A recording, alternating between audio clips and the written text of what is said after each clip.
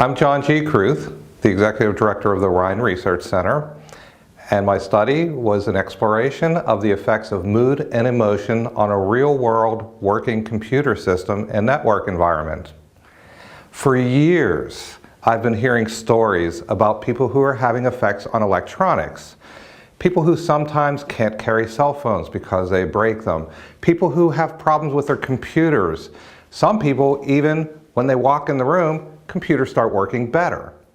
I've heard about these things for so long that I started to wonder, is this a real effect, or is it something we're just imagining? Well, this study was designed to test whether this effect was real or not. So the way I tested it is I started out by creating a network. And it was just a computer network that was sending messages back and forth on and on continuously with no one monitoring it, and I was just looking for errors on that network. Also, the second part, I had people come in and do tasks that were designed to induce anxiety. So I had two different processes running.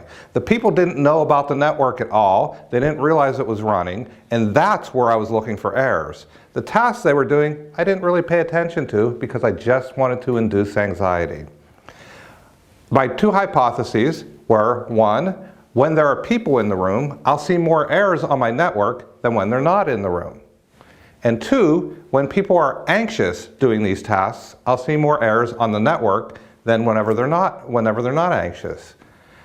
Because they don't know about the network, all of these effects would be subconscious or unconscious effects on electronics.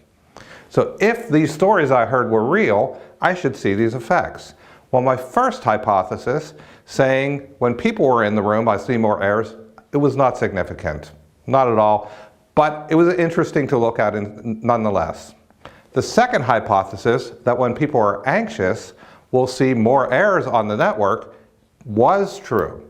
I got a very strong effect. My p-value was less than 0.05, and I had a large effect size as well. It convinced me that if you're working on a computer system and you start to have problems with it, you start to get anxious and frustrated and you start to see more and more errors, it's probably a good time to take a coffee break and walk away.